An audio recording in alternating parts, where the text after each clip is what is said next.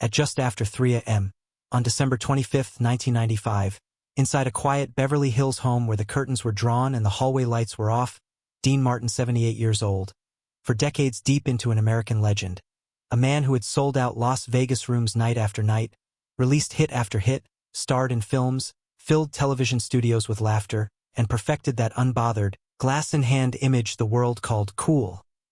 Lay alone in a bedroom that felt too large for one body, the blue flicker of a late-night TV rerun washing over his face like winter light, the sound low, the air heavy, the silence doing what applause never could, forcing the truth to be heard. Outside, Christmas was happening. Cars pulling into driveways, families waking up to warmth and noise, someone somewhere laughing for real. Yet in that room there was only the soft mechanical rhythm of failing breath, the weight of years, and the strange cruelty of watching a younger self grin on a screen while the older self could no longer summon the energy to pretend. How did a man who seemed untouchable end up dying like this? On Christmas Day, without the spotlight, without the crowd, without anyone close enough to hear the last silence. What really happened behind the smile the world thought it knew? Because this is not the story of a cool legend. This is the story the cameras never showed, the losses that rewired his heart, the mask that became a prison, and the slow collapse that began long before his body finally quit. Long before that silent Christmas morning, Dean Martin had built a life that looked effortless from the outside, as if success had simply followed him wherever he went. Born Dino Paul Crocetti in a working-class Italian immigrant family, he grew up learning early that charm could be armor, that humor could soften hard rooms, and that confidence, real or performed, could open doors that talent alone sometimes could not.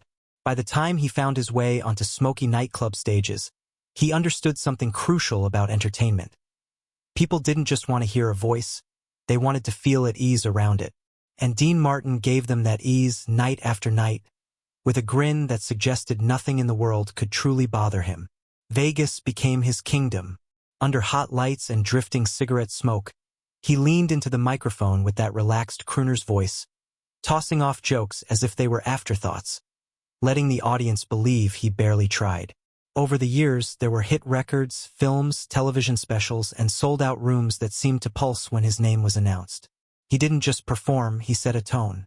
The glass in his hand, the perfectly timed punchline, the way he seemed to glide rather than walk across a stage, all of it fed the myth that Dean Martin was immune to pressure, immune to heartbreak, immune to the small humiliations that chipped away at other men. Then there was the Rat Pack, Frank Sinatra, Sammy Davis Jr., and the inner circle that defined a cultural moment. Together, they turned Las Vegas into something electric, a place where anything felt possible after midnight. On stage, they mocked one another, improvised freely, and projected a brotherhood that audiences adored. Dean's role was clear. The cool one, the man who never seemed rattled, the entertainer who treated fame like a casual inconvenience rather than a burden. To the public, it looked like a life built entirely on laughter and applause. But even during those golden years, there were hints of something else simmering beneath the surface. When the laughter faded and the rooms emptied, there were long drives home, quiet kitchens, and televisions left on simply to fill the air. Success had given Dean Martin a character to play, and he played it flawlessly. But characters have lines, expectations, and limits. And over time, that effortless image demanded maintenance. The smile couldn't slip. The jokes had to land. The legend had to stay intact. The world saw a man who appeared untouched by sorrow. But behind every standing ovation, there was a silence he was terrified to face. And when the lights went out and the doors closed, who was left alone with that silence? The nights in Las Vegas followed a rhythm that Dean Martin knew by heart. The room lights dimmed, the crowd leaned forward, cigarette smoke curled toward the ceiling, and somewhere near the back a waiter paused just long enough to watch him take the stage. Dean would arrive unhurried, a faint smile already in place, glass in hand, as if he had simply wandered into the spotlight by accident. He sang without strain, joked without effort, and gave the impression that nothing, no critic, no heckler, no off night, could touch him. People said he was fearless, untouchable, a man who could lean into chaos and come out smoother on the other side. That image was not an accident. It was a craft, refined over years of trial and applause. Dean understood that audiences wanted to believe in ease.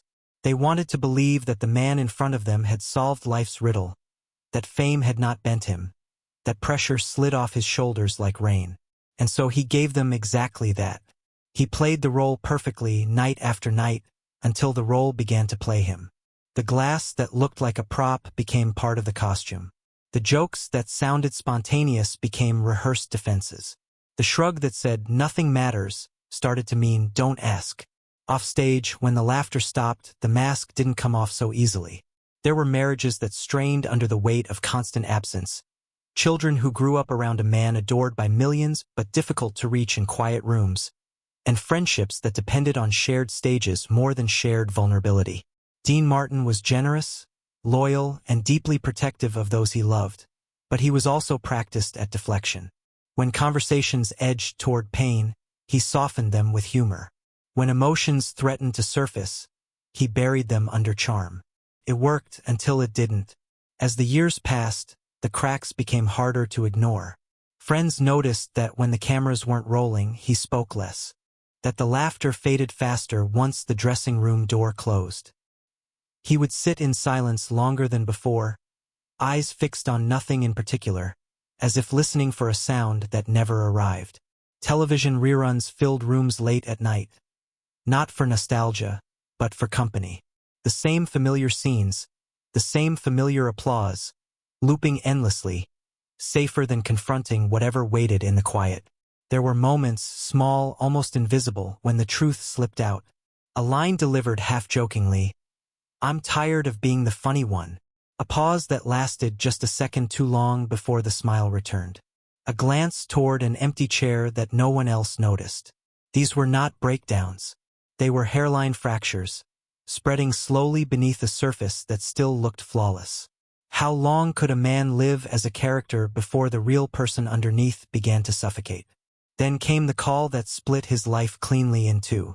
On March 21, 1987, somewhere above the San Bernardino Mountains, an F-4 Phantom jet disappeared into a storm during a military training mission. The pilot was Captain Dean Paul Martin, Dean's son. The report came fast and final. No gradual realization, no time to brace. One moment, a routine day. The next, a word no parent ever prepares to hear. The room where Dean stood seemed to shrink. The sound of the television continued, indifferent, as if the world hadn't noticed what had just been taken. His body reacted before his mind could catch up, breath shallow, hands unsteady, a heaviness settling in his chest that no joke could lift. At the funeral, the cold cut through coats and composure alike. Rows of faces watched as the man who had spent decades refusing to take anything too seriously walked toward his son's grave. The ground was still raw. The air smelled of damp earth. And there, in front of family, friends, and onlookers who had never seen him without armor, the mask finally cracked. His shoulders sagged. His face tightened. For the first time, the king of cool did not know where to put his hands or what expression to wear. Grief does not negotiate with legends. It does not care how well a man has hidden before. It arrives and it takes what it wants. From that day forward, something essential was gone. The stage that once energized him now felt distant. The jokes came slower. The laughter sounded hollow. He returned to performances because that was what he had always done. But his heart never fully left the cemetery. And each night, when the applause faded, the silence felt heavier than it ever had before. After the funeral, the world expected Dean Martin to do what he had always done. Step back into the spotlight, deliver the smile, let the applause carry him forward. And at first, that's exactly what happened. Shows were booked. Appearances were confirmed. The machinery of fame kept moving, indifferent to what it dragged along with it. But something in Dean had shifted permanently. The mask still fit, but it was heavier now, pressing down on a face that no longer recognized the man beneath it. He began to cancel more often. Sometimes there were vague explanations. Fatigue, scheduling conflicts, a cold that wouldn't pass. Other times, there was nothing at all. He simply didn't show. Friends noticed he stopped calling back. Invitations went unanswered. The man who once thrived on noise and movement started retreating into routines that required no conversation, no performance. There was a restaurant he favored, dimly lit and predictable, where the staff learned not to ask questions. He sat at the same table, ordered the same dish, and stared into space long after the plate was empty. Some nights, sauce stained his jacket, and he didn't bother to wipe it away. The legend who once commanded rooms now barely acknowledged the one he sat in. At home, the television stayed on. Old movies, old shows, old specials where a younger Dean Martin laughed easily, teased his friends, and leaned into the camera as if time were an infinite resource. The glow filled the room, casting moving shadows across walls that heard little else. It wasn't nostalgia, it was avoidance. Watching the past was easier than facing the present. In those flickering images, his son was still alive somewhere off-screen. The Rat Pack still existed. The future had not yet closed in. Physically, the years caught up with him. Decades of living hard, of ignoring limits because the persona demanded invincibility, left their mark. Breathing became labor. Doctors warned him. Medications lined bedside tables. But even illness felt like something to shrug off publicly, another inconvenience to be handled with humor. Privately, the nights were longer. Sleep came in fragments. Each morning felt heavier than the last. Fame, it turned out, could not negotiate with time any more than it could with grief. By the early 1990s, Dean Martin had mostly disappeared from the life he once dominated. When he did appear, the applause sounded different, tinged with concern, softened by the awareness that something precious was fading. The energy that once fueled him was gone, replaced by a careful conservation of breath and strength. He had given so much of himself to being Dean Martin that there was little left for Dino, the man who had lost a son, drifted from friends, and spent nights listening to the echo of rooms he no longer filled. And then came Christmas Day. The date alone carried its own weight.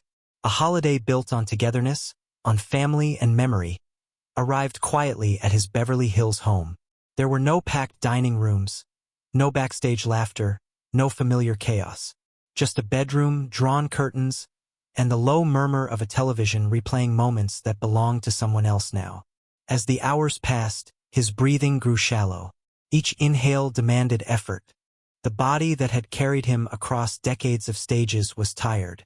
At just after 3 a.m., it ended not with fanfare, not with a final performance, but with stillness. Outside, the world prepared to celebrate. Inside, a legend slipped away unnoticed. The man who once filled entire theaters could not fill the space beside his bed. The king of cool did not go out under hot lights or roaring applause. He left quietly, as if careful not to disturb the memory of who he used to be. After Dean Martin's world narrowed, the consequences unfolded slowly, almost politely, as if even misfortune respected the persona he had spent a lifetime protecting. There was no single headline announcing the collapse, no dramatic public unraveling. Instead, it came in absences, fewer appearances, long gaps between sightings, a quiet understanding among promoters and producers that the man who once anchored entire seasons of television could no longer be counted on to anchor anything at all. The industry moved on the way it always does, without cruelty but without sentimentality either. New faces filled the schedules. New voices took the slots. For Dean, the distance grew. He was no longer the gravitational center of rooms. He was a memory people spoke about in past tense, even while he was still alive. When he did venture out, it was carefully managed. Short appearances, controlled environments. The applause was warmer than ever, but also heavier, as if audiences sensed they were clapping not just for a performance, but for a lifetime that was slipping away. At home, the days blended together. Mornings came late. Afternoons stretched thin. The phone rang less often. When it did, it was usually business, logistics, updates, reminders of obligations he increasingly struggled to meet. Family relationships, already strained by years of distance and performance, became quieter still. Love remained, but conversation was harder. There were things no one quite knew how to say anymore, and so they weren't said at all. The empty spaces grew comfortable, then permanent. His health continued to deteriorate. Breathing problems worsened. Simple tasks demanded more effort than they once had. Doctors cautioned him to slow down, to rest, to accept limits he had spent a lifetime ignoring. He complied outwardly, but inside there was resistance.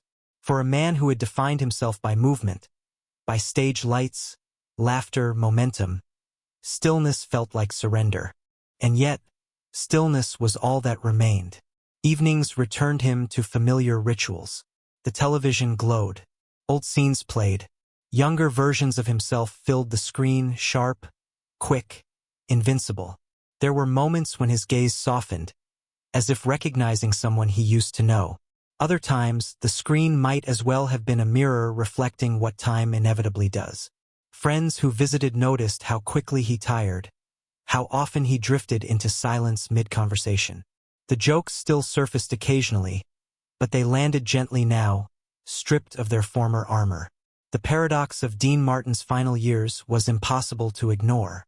The man who once filled entire theaters now struggled to fill the hours of a single day. The entertainer who had mastered connection performed his solitude with the same consistency he once brought to the stage. Fame had given him everything except the one thing he needed most when the lights went out. Someone to sit with him in the quiet and share the weight of it. And so, when Christmas arrived, it did not feel sudden. It felt like the last page of a story that had been turning for years. The world outside prepared to celebrate, unaware that one of its most familiar voices was already fading from the room. Dean Martin's story forces an uncomfortable reckoning with the way fame reshapes the human soul. For decades, he perfected a mask so convincing that even those closest to him sometimes forgot it was a performance. The smile, the shrug, the glass raised just high enough to suggest indifference. These were not signs of a man untouched by pain, but tools he used to keep it at bay. And for a long time they worked. Applause filled the gaps. Laughter softened the edges. Success created distance between him and the questions he didn't want to answer. But grief does not respect reputation. It does not pause for legends or negotiate with personas. When his son died, no amount of charm could reframe the loss. The stage that once saved him became a reminder of what performance could not fix. Over time, the mask grew heavier than the man beneath it. What the audience interpreted as effortless cool was, in truth, emotional restraint practiced until it became reflex. There is a lesson buried deep within that restraint. Fame rewards consistency. It asks its stars to repeat what works, to preserve the image audiences love. Dean Martin did that brilliantly. Yet in doing so, he postponed vulnerability, postponed grief, until there was no longer room to carry it. The cost of never breaking down in public was breaking down alone in private. In the end, his life reminds us that applause fades quickly, and images fade even faster. What remains are the quiet moments no one records. Dinners left unfinished. Rooms filled with familiar reruns. Chairs that stay empty long after someone is gone. Dean Martin gave the world laughter, comfort, and escape. What he struggled to give himself was permission, to grieve openly, to be weak, to ask for help without turning it into a joke. And perhaps that is the most human truth of all. Even legends need somewhere safe to put their pain. The story ends where it began, not on a stage or beneath a spotlight, but in stillness. A quiet bedroom, curtains drawn, a television humming softly to itself as images from another time replayed without context or applause. On that Christmas morning, when the world outside was preparing to gather, to celebrate, to exchange warmth and noise, Dean Martin's life slipped away without ceremony. There was no final joke, no last bow, no crowd rising to its feet. Just a man who had spent decades being everything everyone expected, finally alone with the parts of himself he had kept hidden. In death, the legend froze into memory. Albums, films, photographs of a man who looked eternally relaxed, eternally amused, eternally untouched. But the truth lingers in the spaces between those images, in the years after his son's death, in the routines that replaced friendships, in the nights spent watching reruns not for pride, but for company. Dean Martin did not fail at fame. He mastered it. What he struggled with was what fame never teaches: how to sit with loss when the laughter stops. Perhaps that is why his ending feels so haunting. Not because it was dramatic, but because it was quiet. Because it stripped away the illusion that success protects us from grief. In the end, the man the world adored was not a symbol or a persona, but a father who lost a son, a friend who drifted from his circle, a human being who carried pain the only way he knew how, by smiling through it. And when the television finally went dark, what remained was not the legend of Cool, but a simple truth we often forget.